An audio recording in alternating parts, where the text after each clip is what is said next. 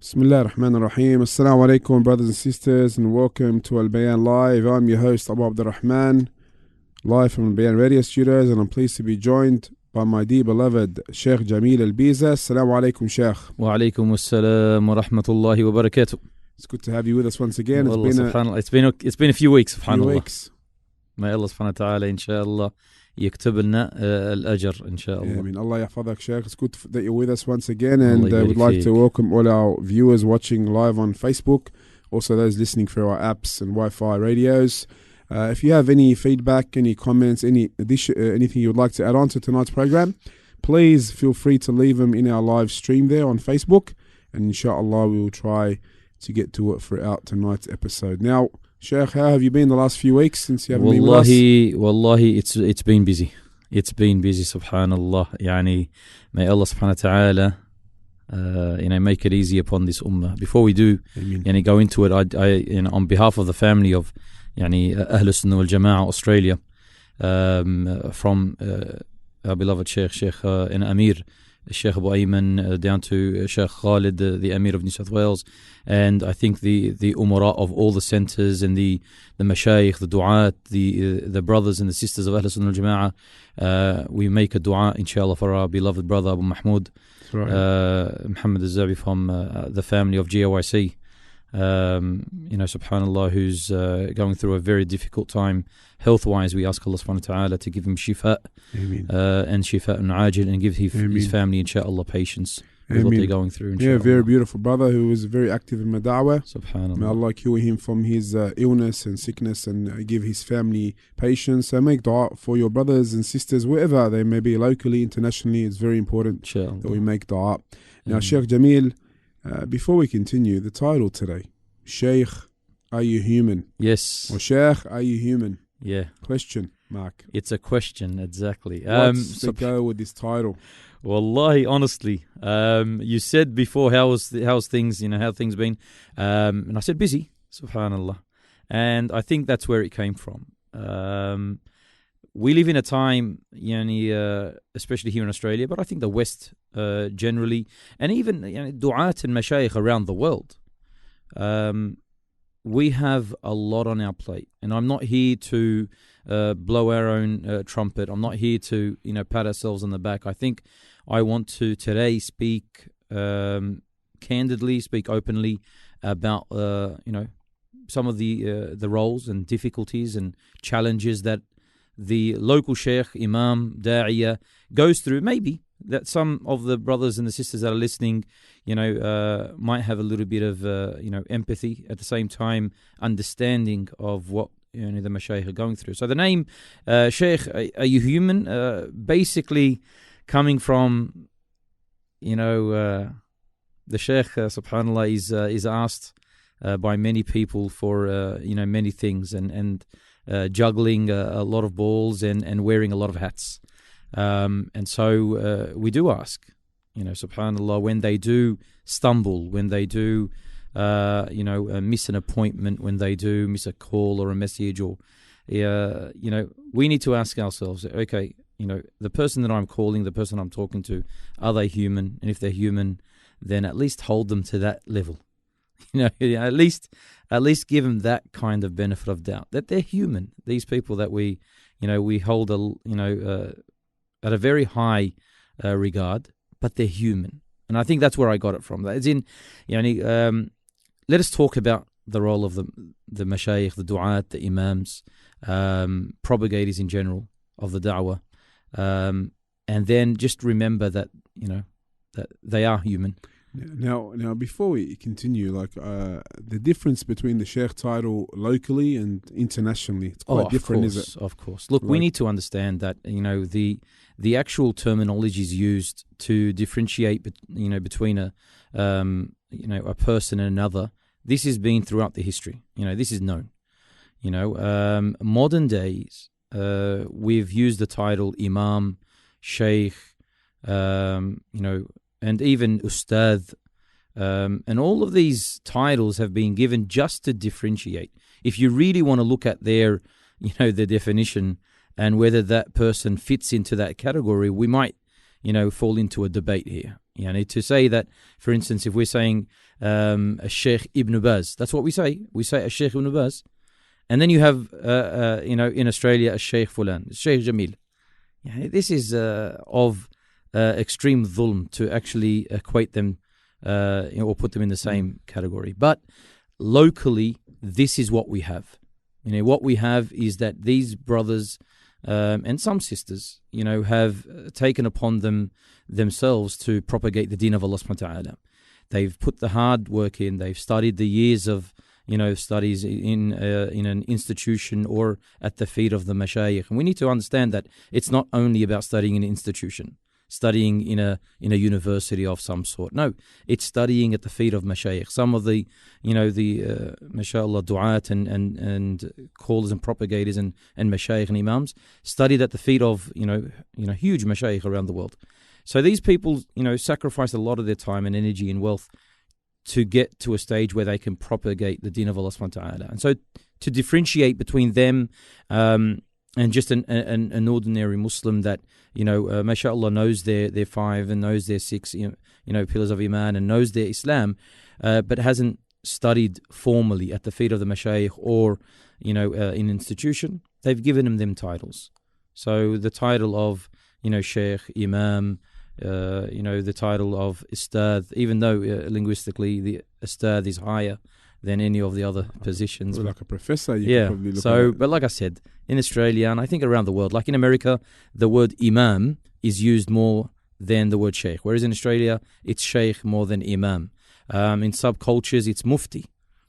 And you might say, whoa, Mufti, that's a big word. It is. Well, but to other, institutions, the word Mufti is a person who studied several years in an institution. Even Allama courses I've come across. And Allama, depending on the years that they've studied. So these are all just basically to differentiate. And for us as Muslims, we need to, respect that title if it's given by institutions, organizations, by mashayikh to their students. And if they've put them in a place, that means that they've trusted them in that place. And that's something we trust. We should also, as a reminder to myself and to the rest of the brothers and some of the sisters, that this should not be used in any way to, aid the shaitan. It's not a title to belittle others. It's not a title to glorify oneself, to have some kind of arrogance and kibr. A'udhu billah. Then you're walking in a very dangerous place. But like I said, it's used to differentiate between individuals, and in every field, in every society, that is done. That's always been the case.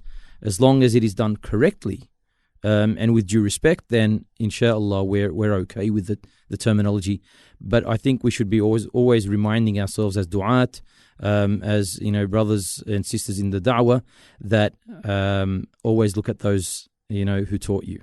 Yeah. Remember the mashayikh and remember their humbleness, remember their position, and remember their knowledge that they hold, and remember how they humble themselves in front of their mashayikh.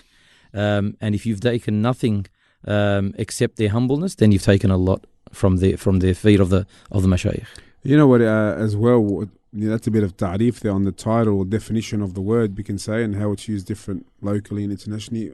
Also, the roles that the sheikh play. Oh, definitely. That he wears. Definitely. It does vary from locality or to location, country to country even. I remember overseas, some of the roles that we see the sheikh that he fulfills in Australia, they don't do, for example, when I was in Egypt or Lebanon, and you can speak more about Saudi because I was only there for a short time, but they're quite different, aren't they? Sometimes they're if you notice, the reason why they're different is because there's an Islamic body that governs them. In Lebanon there's Dar al-Fatwa. In Saudi Arabia there's Kibar al-Ulama, and then you have the Awqaf, and then in Masr as well you have Al-Azhar. So you have a body that governs these individuals, whereas in Australia we don't have that.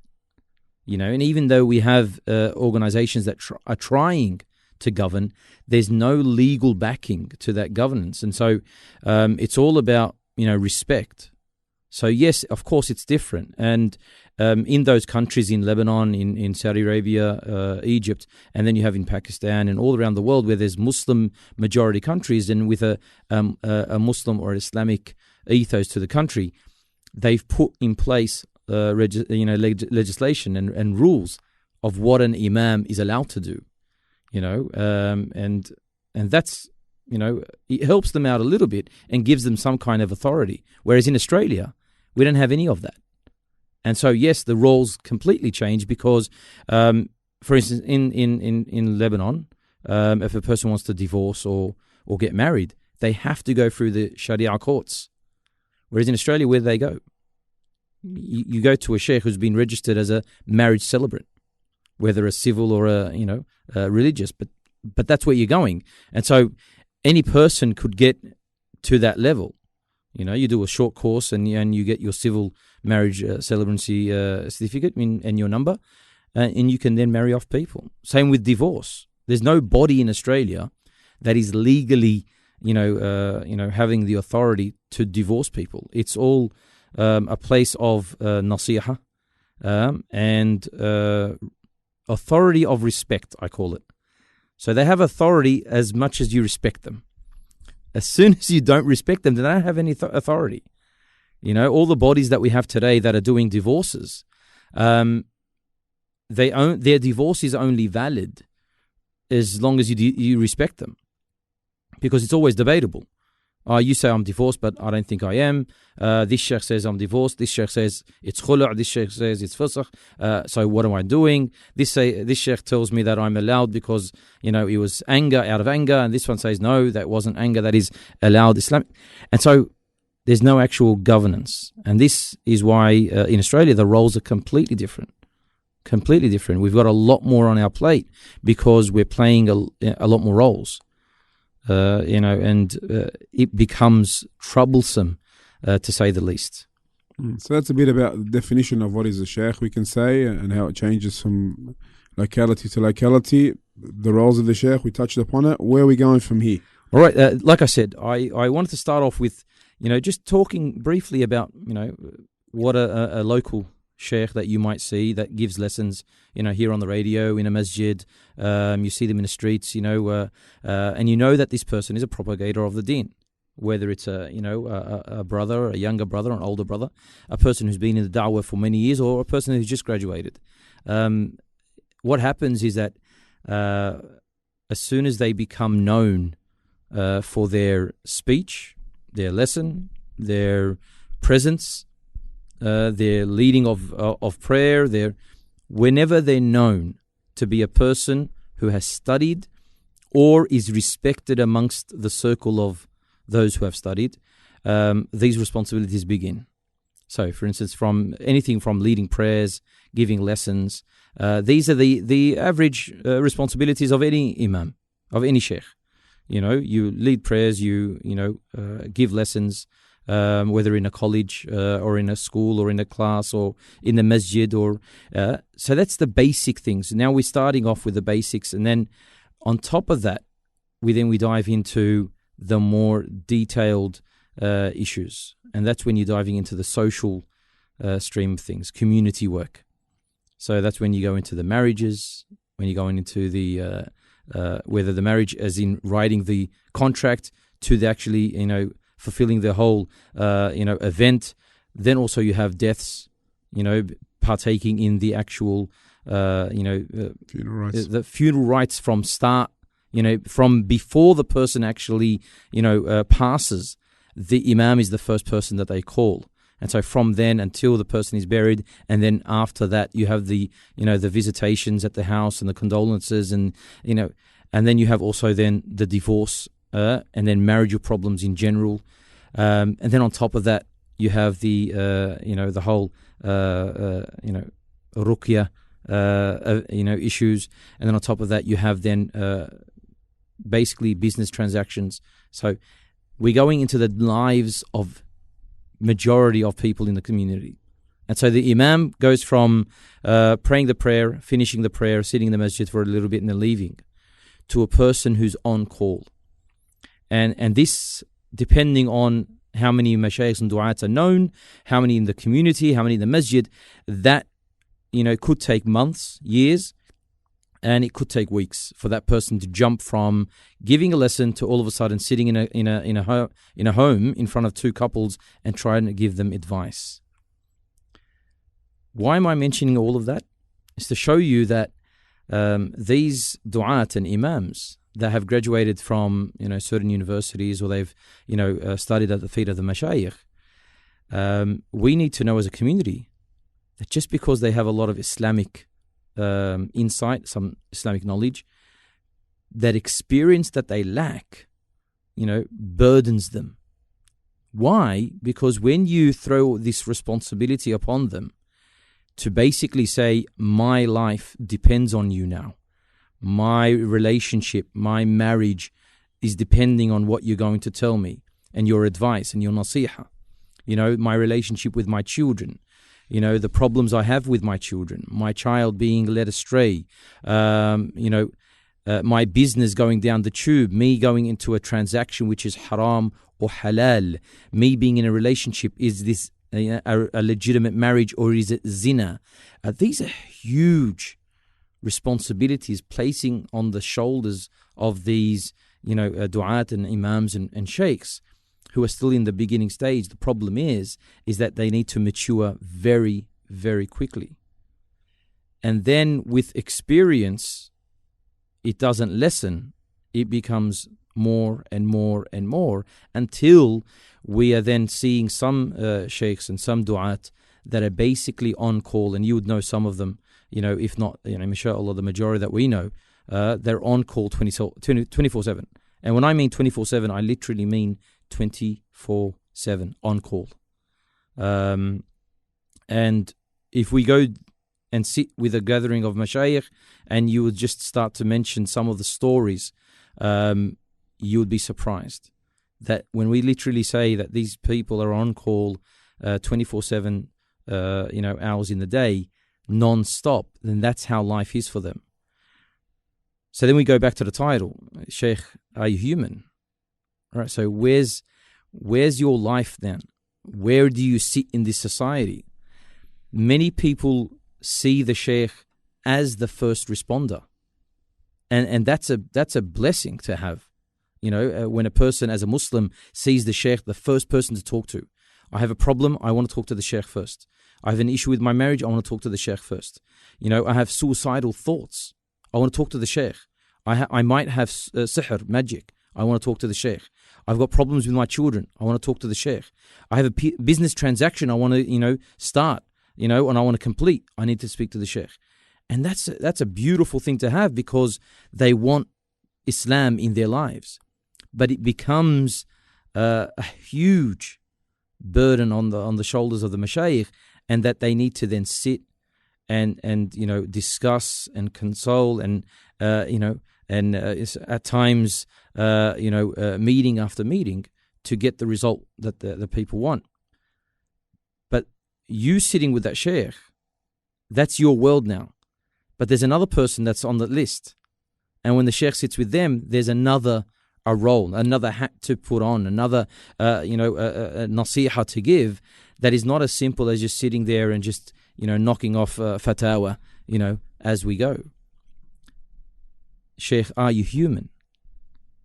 So when we look at the sheikh, and like I said, myself, I'll just give briefly of my sheikh what I've spoken to, and just myself. So you got Facebook messaging, you've got WhatsApp messaging, you've got phone calls, you've got normal messages, and then you've got the masjid link up, meaning if you're in the masjid, people just come and sit with you and they want to speak to you. If you're in your office, the people walk into your office.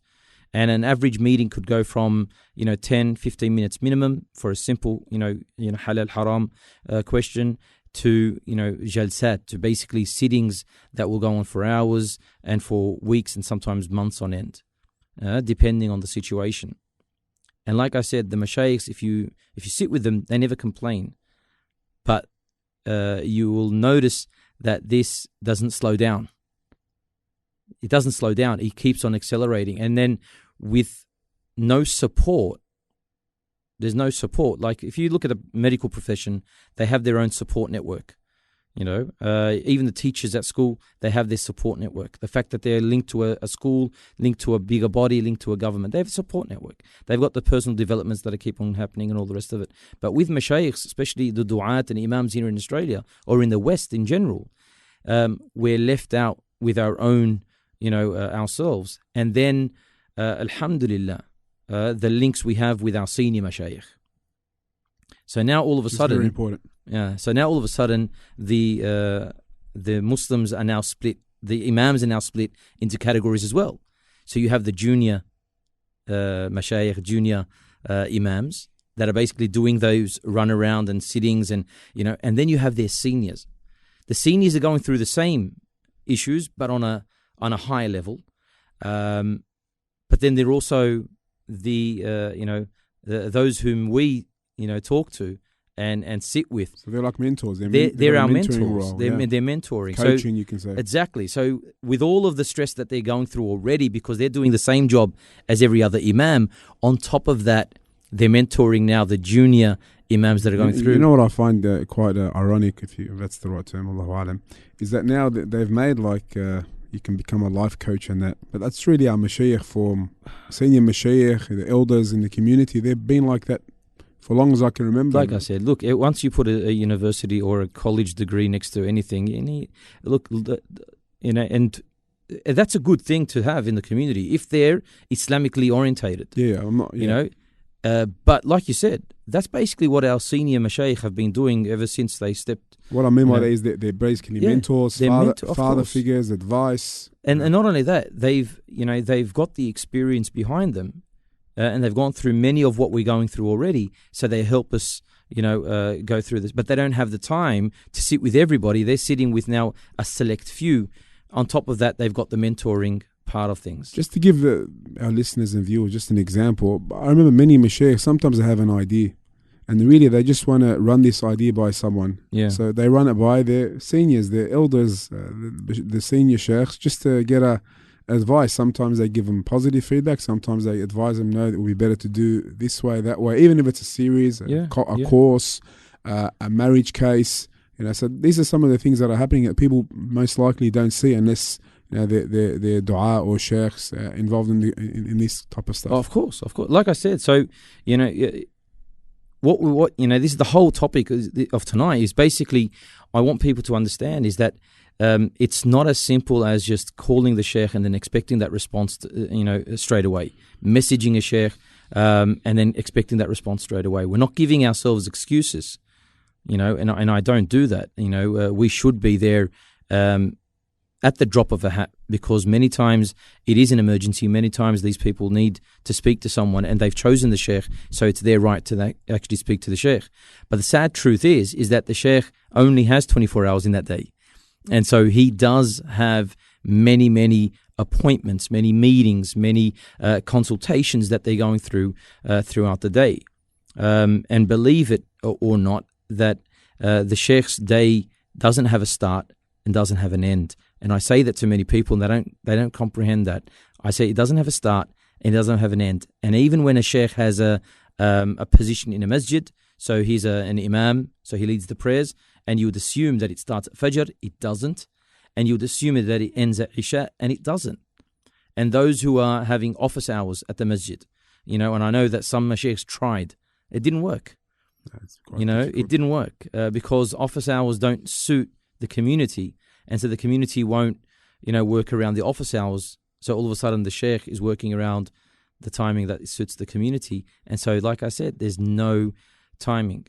Believe it or not, this is going off myself. Forget about, the other mashayikh that I've spoke to. They have the similar stories. You will get a phone call at 1 o'clock in the morning, 1:30 in the morning. And this is no joke. So any person who's even not an imam, not a sheikh, not a student of knowledge, if you get a phone call at 1 o'clock in the morning, 1:30 in the morning, you answer, because anyone that's calling at that time it must be serious. So a sheikh is on call at that time. They get a message. And this is why we say to the brothers and sisters, if you're calling from private numbers, we know that you want confidentiality, and that's your right. But don't expect, to get the answer. And when you don't get an answer, how does the sheikh call you back? another thing that the messages. So you get a lot of the Mashaykh get messages, and I'm just, like I said, I'm going off what I get on a day-to-day basis, and then I'm very hard to try to catch up with these people, because I get a message, but I don't get the reason why the messaging, and they say, Sheikh, I need to talk to you. See, I don't know the urgency of your message. Sheikh, I need to talk to you. It could be, and it has been, sometimes a very basic, fatwa, or it is a debate between themselves and their spouse, or between them and some brothers, and say, Sheikh, I really need to talk to you. So you call them up and they say, Sheikh, we're just sitting around with the brothers and we're having a debate. Is this what happened in this battle? Or is this person, is this Sahabi, is this Sheikh? And I say, Jazakumullah khair. We try to give them the answer if we know. If we don't know, look, we'll get back to you. But that, sounded urgent, and it wasn't. Whereas sometimes it is urgent. A brother has just had a major issue with his spouse. He's on edge, she's on edge. There's a lot of screaming, shouting, a lot of emotions, and he needs direction or she needs direction. And so, but we don't know the difference. So a sheikh needs to try to get to all messages and all phone calls. But because there's a list and there's priorities that are before that, we can't always do that. I suggest as well that when you do call a sheikh, you send the SMS beforehand. Explaining. I recommend briefly, that as well. Briefly your situation, exactly. Yeah. Explain briefly what you've got. The reason is, like I said, Sheikh, are you human? The Sheikh still has the other issues that we are. Like I said, we have a mentoring. Some brothers just want to sit with the Sheikh to talk. And you might think that that's not that important. We can, let him talk to someone else. No, he's talking to the Sheikh because he needs to take things off his chest. Because that person is going through a lot in their life, and that's their venting, and they need that to happen. I think that's one of the most important roles, actually. Exactly. Because many a times, especially from the brother's perspective, they need someone to talk to. They're going through a tough time with family, work, or whatever it may be. They just want to, lay it out there and get some advice, and that's very important. It's very important, but that's the hat that the Sheikh is wearing at the moment. Was the best listener. Not only was he most eloquent, he knew how to. Definitely, let 100%. the companions express themselves and give them the right advice. And as we know, ad-din an-nasiha, of course. And one of the rights of a Muslim upon you is that if he asks your advice, you give him the advice. So it's one of the most important roles, I believe, in our community today is that. But you've only got, like I said, only got so many hours in the day. 100%. And so when you're sitting and you're listening to all these brothers and sisters talk to you, then, each person, their issue in their life is so important to them. And as an imam, we don't lessen the importance of their issue. So if a person's talking to me about their marriage breakup and they're very emotional, and another person is talking to me about because their pet that they've had for 7-8 years died, you might say, well, the marriage is more important, but it's not, because each situation is important to the person speaking. And so as an imam, we are, in one mind sitting there talking to a brother or a sister when their marriage is falling apart. So we need to give advice on relationships. Then all of a sudden, we're sitting down, a few minutes after, sitting down with a brother or a sister because they're going through emotional issues with detachment because of a death of an animal that was so dear to them. And then another person, we're sitting down and talking to them because they themselves have converted to Islam and they have an issue with one aspect of Islam that you need to try to now, explain to them. Yeah. Each person, their issue is important to them. But as a sheikh, we need to change hats very, very quickly between each one and the other. And that's why the whole topic of Sheikh, are you human? Like I said from the start, I want the brothers and sisters to have some empathy, inshallah, and feel, put themselves in the place of the sheikh, and really think about the situations that the sheikhs are going through. So when you do sit, you understand that the sheikh is going to give you 110% of his time. But at the same time, you need to be aware that the fact that yes, your issue is important, but there are a lot of brothers and sisters that are important as well. So when the sheikh hurries you along in a respectful way, inshallah, he's not doing it because he's bored of your situation or because he's got something other which is less of importance. No, because there's another person that is waiting because of a phone call that he needs to get back to, a message that he needs to reply to, because people are waiting for the Sheikh. That is the community, and I will guarantee you that if you speak to the majority of the mashayikh today, that I think anywhere between 60 to 70%, if not more, of their time is spent on these issues. And that's a good and a bad thing at the same time. It's a good thing that, alhamdulillah, the sheikhs are the go-to. And that's important. They are the go-to. And it's bad because it just shows you that, as a community, we're in desperate need of mashayikh. We're in desperate need of imams. We're in desperate need of students of knowledge to really put the hard yards in, to really go out there and search and seek knowledge and then come back into their communities. But what we also need to understand as imams, and that's why we're saying that, Sheikh, are you human? We're human. So we do have our own shortcomings. So as an imam, and this is my advice to the imams out there, the mashayikh, is personal development. Personal development is extremely important. Whether you're getting courses from, of course, Islamic-based knowledge from reputable mashayikh and ulama about how to solve marital problems, mixed with modern-day education, no, not a problem. But of course, basing it from the Quran and the Sunnah. So the end result is what pleases Allah subhanahu wa ta'ala. Taking steps forward, it might be, using terminology which is more academia, in the West. But as long as it is based upon what is pleasing to Allah subhanahu wa ta'ala, then alhamdulillah. Whether it is marriage counseling, whether it is, mental health, whether it is, business transactions, it's very simple to have an Islamic verdict for a business transaction. But you might give that verdict and it doesn't benefit the person in front of you at all because they're not in a Muslim country. They can't, implement what you just told them as a fatwa. Yep.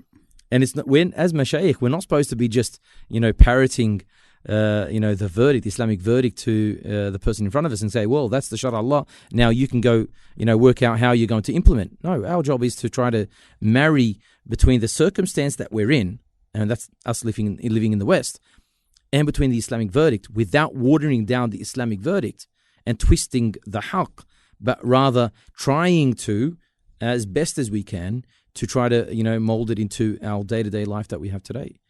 All of that takes so much time. Sheikh, are you human? Where do you have that time to do your personal development? Where do you have the time to keep on reading? See, for the brothers and sisters, sheikhs don't stop reading. The sheikhs don't stop studying. Imams don't stop sitting with mashayikh or talking to mashayikh. There is a constant connection that is between the imam, the sheikh, the da'iyah, and his books, and the mashayikh, and the lessons. That's a constant link. So apart from the social issues that we are facing, then the sheikh also needs to have personal development. And that's an ongoing thing. Then on top of that, is that now they're maturing. Because like I said, this takes months and years.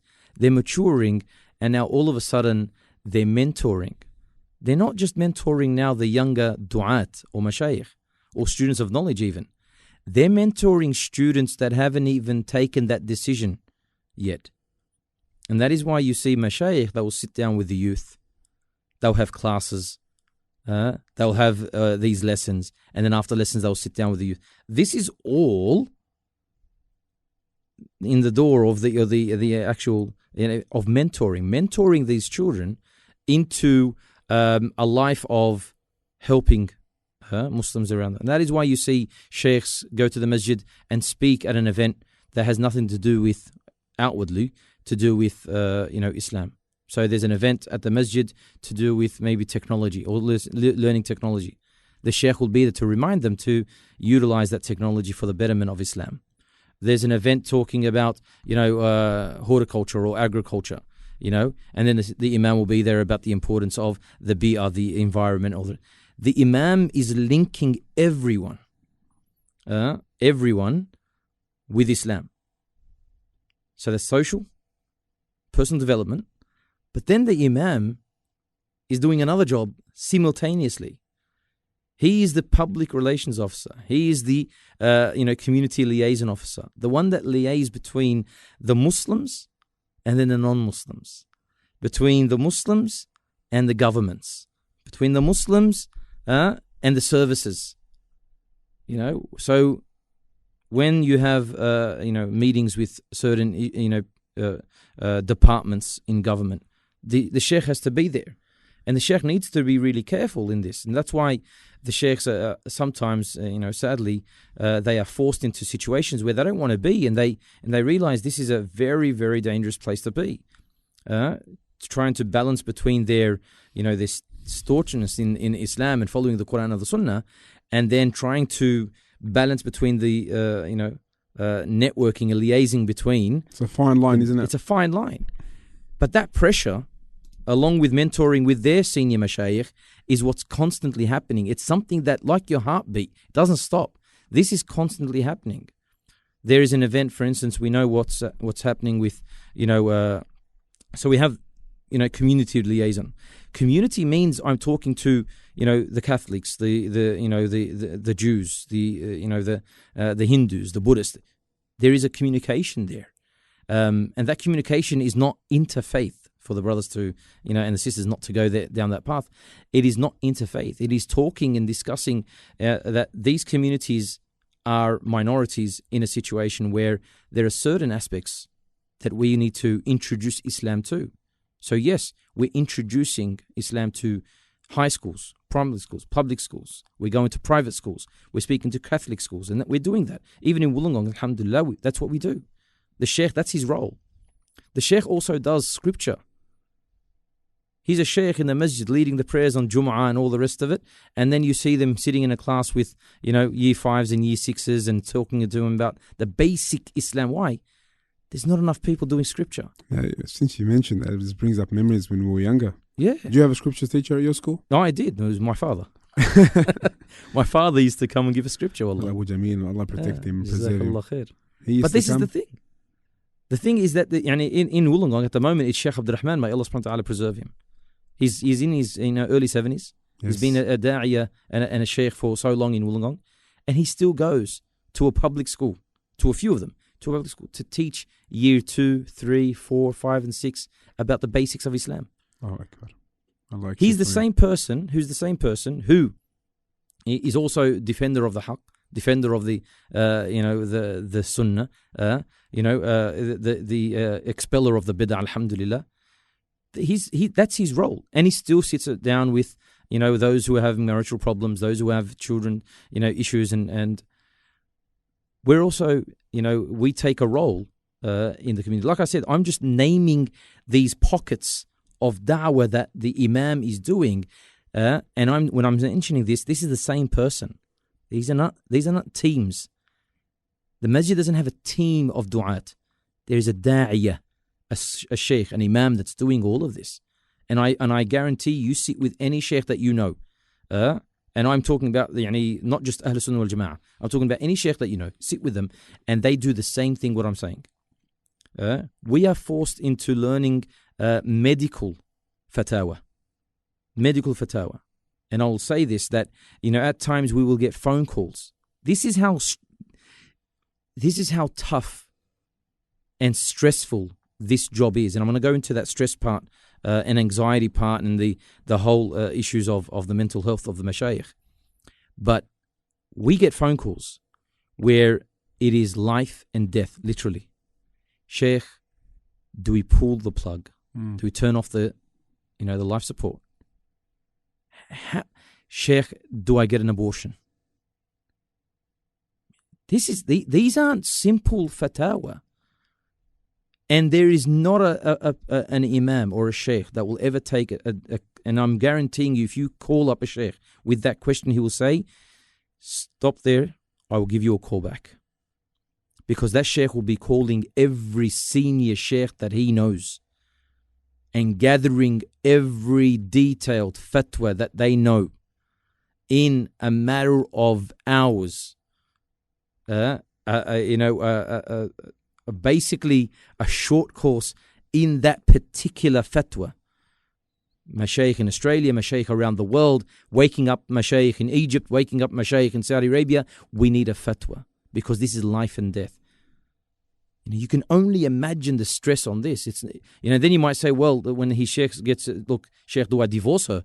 Then that really becomes a simple, divorce or not divorce. We're talking about life and death. They even speak to the medical professionals as well in that of course, field. That's a definite. And many don't know that locally and internationally, a lot of the mashaykh are actual medical professionals. Oh yeah, of course, highly definitely qualified in multiple fields. Many people, and that is why even when we do call, this is, like I said, it's not ad hoc, and a lot of people have attacked mashayikh, and so sadly even some du'at have attacked du'at about their role that they play in society. But when there is, for instance, a business transaction happening, then we call up mashayikh and ulama that have studied Islamic and Western economical structures, so that we can try to get some fatwa from them. We don't call a sheikh that we know that is focused on medical to talk to him about an economical issue. We do know we have alhamdulillah, a great deal of imams that are on standby for those conversations. But this is where we're headed. We're headed now to this whole realm of all of these hats that this imam is, putting on and taking off, putting on and taking off. And this is still in the 24 hours. This is still all in the 24 hours. 7 days a week. I know mashayikh that will try to turn off their phone, on a Sunday or a Saturday. Try to turn it off. But it doesn't work. Because you see the sheikh in the masjid, you see him, going with his family to a restaurant, and he gets stopped. You see him, walking around, doing a bit of leisurely exercise, and he gets stopped. And all of a sudden, a conversation turns into a fiqh question, turns into a problem, turns into a sheikh, I need your advice. And the sheikh will not say, sorry, I can't talk to you, and then shrug him off. They'll sit there. Sheikh, are you human? I have not even touched as they say, the actual start of the role of the mashayikh. These are just headings of what they actually do, some of what they do. So when we say, Sheikh, are you human? I need to always remember that the sheikh that I'm talking to in front of me, he's a mind, he's a body, and his soul. And that mind, body, and soul need a break. They need some. I was speaking to one of the du'at, one of the mashayikh, and he's with his family at the moment, 2 weeks holidays, with his kids. And he goes, Sheikh, I don't remember the last time I took my kids out. It was a day and a half out of the 2 weeks holidays. He goes, I don't remember the last time I took my kids out. Being alone, detaching yourself from the fatwa circle or the imam circle. It's not an easy role. And yes, they made that choice. And yes, they put themselves in that position. But it doesn't mean we don't have any kind of empathy and sympathy, that we don't have any thought when we are, addressing these individuals. It's tough. It's not, and like I said, we haven't even dived into their day-to-day routine. When they do wake up, and the fact that a lot of our mashayikh, alhamdulillah, Allah's blessed them with children, with a wife. And wives do get sick, children get sick, the sheikh gets sick, bills have to be paid. And the sheikh's extended family as well. The sheikh's extended, his mum, his dad, his brothers, his sisters, his aunties, uncles. Because sometimes they do, like, how can I say, I don't like to use the word cop it, but they've just said it, but they cop it from their other family members, because they'll say, you've got all the time for so 1, 2, 3, 4, 5. We never see you anymore. Exactly. I'm your auntie. I'm your khala. I'm your uncle. But that's how it is. Part of the test. And some will like I said, some will say, look, I understand, but others won't. And then the worst one is you're supposed to be teaching people about being dutiful to your next of kin. We don't see you. What's happening there? Yeah. It's tough. It is absolutely tough. And they're not the first people. The first people to be affected is the wife, the children. The amount of time, and I say this, and I've spoken to some du'at as well, and until today, there are some du'at that won't see their children. Literally won't see their children, for weeks and months on end. And they're living in the same household. And you might say, that doesn't make sense. How does that happen? How could they not see their children and they live in the same household? Well, because the Sheikh leaves early in the morning when everybody's asleep. And the Sheikh, when he returns, everybody's asleep, especially if the children are young. And so there are times where it's weeks and months on end. And I say this example that I was working here in Sydney, a few years back when my child was only very young, my eldest child. And for the first year and a half, almost 2 years, I did not literally see my child except on a weekend. And not the whole weekend. Because Saturdays we had events, we had colleges, And so when you explain this to people, they don't fathom, they don't understand that. They can't happen. But then when you say, well, certain people who work in business and own their own business, and they go, oh yeah, I understand that because they're in their business 24/7. Well, a sheikh is like that. Difference is, sheikh doesn't make any money. and they've accepted that. The mashayikh have accepted that. But those who have a family to feed, then on top of all that I've just mentioned, now they've got a job. So they have to work. So now they're in a place where they've got to actually now work to put food on table. So on top of everything that we just mentioned, because the majority of them actually work, are actually working, are not actually working in da'wah. In da'wah, they're working to positions, support their da'wah. And so this is another thing that is now on their plate. So some, for example, are teaching at schools. Yeah, of course. Some are doing professions. Some are doing their own profession. They've studied university in secular knowledge, and they're furthering their education. So a small percentage work in as Islamic teachers or imams. Isn't that right? I would say the greater majority, even those that you might see in masajid and in lessons and in centers, don't get paid from the da'wah. Don't get paid from the da'wah. And this is a very touchy point, of course. It's a very, sensitive point. But the greater majority of those that you see, and I'm not talking, like I said, I'm not talking about Ahl Sunnah wal Jama'ah. I'm talking about du'at in general in Australia. The greater majority do not live off the da'wah. And what I mean is that you don't see them in a markaz, in a center or a masjid, and they get paid for being there. They get paid for something else. So whether they're teaching, whether they've got their own business, whether they run, they do a school run, whether they, whatever they do, but they're not living off the da'wah. All of this, and we still haven't touched on the fact that the sheikh has a relationship with people that are so close, like his wife and children, that he has to actually pay the bills, pay the rego. Who's going to do that for him? Who's going to buy the groceries? The sheikh needs to take his kids to the doctors. There's a lot of, then life, events that happen that the sheikh has to now attend to as well. Sheikh Jamil, before you continue, how about we leave this to a part 2? Because I think we could, especially if there's. We've touched the hour mark, and I think we can split this into 2 parts for easily, inshallah. And I think it's quite beneficial, and maybe we can have part 2 next Wednesday. Totally up to you. We can continue. No. Like I said, we don't want to. At the end of the day, and I'll just say this again. This whole point of the talk was not to bring any,